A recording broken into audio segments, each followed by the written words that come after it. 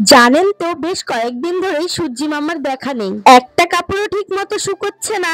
আমি এইদিকে শুরু করে দিয়েছি দুপুরের রান্না। আজকে রান্না হবে বেগুন ভাজা, শাক ভাজা, ছোট মাছের আলু সিদ্ধ করে তরকারি। আলুগুলো সিদ্ধ হয়ে গিয়েছে, খোসাটা ছাড়িয়ে নিচ্ছি। প্রথমে বেগুন ভেজে নিয়েছি, তারপর সেই তেলেই শাকটা ভেজে নিলাম। তারপর শ্বশুর মশাইকে আলু মাখা করে খেতে দিলাম পান্তা। বর মশাই বাড়ি চলে এসেছে, তাই বরকে খেতে দিলাম খিচুড়ি। এই তরকারিটা করতে বেশিক্ষণ সময় লাগে না, যেহেতু আলু সিদ্ধ করাই থাকে, তাড়াতাড়ি হয়ে যায়। এইদিকে মেয়েকে খাওয়াচ্ছি খিচুড়ি। বাচ্চাকে খাওয়ানো যে কতটা ধৈর্যের ব্যাপার, যাদের ছোট বাচ্চা আছে তারা। কয়দিন ধরে বৃষ্টি হওয়ার কারণে একটা নাইটিও শুকোয়নি, তাই আজ পরে নিলাম শাড়ি। মেয়ে তো তখন খিচুড়ি খায়নি, তাই ওকে সুজি খাইয়ে দিলাম। মেয়েকে সুজি খাইয়ে এখন ওকে একটু পরিষ্কার করে দিচ্ছি। এইদিকে আমার মেয়ে দুষ্টুমি দেখো, ও ঝুড়িতে বসেই সবকিছু করবে, আর এইদিকে দেখো ও মাথার দেওয়া তেলগুলো সব মেজেই ফেলে দিয়েছে। এইদিকে আমার ছোট্ট মেয়ে ওর বাবাকে করছে প্রণাম। জানি না ও এটা কোথা থেকে শিখেছে, সারাদিন ও এই কাজই করে গিয়েছে। বলো তো এটা কি?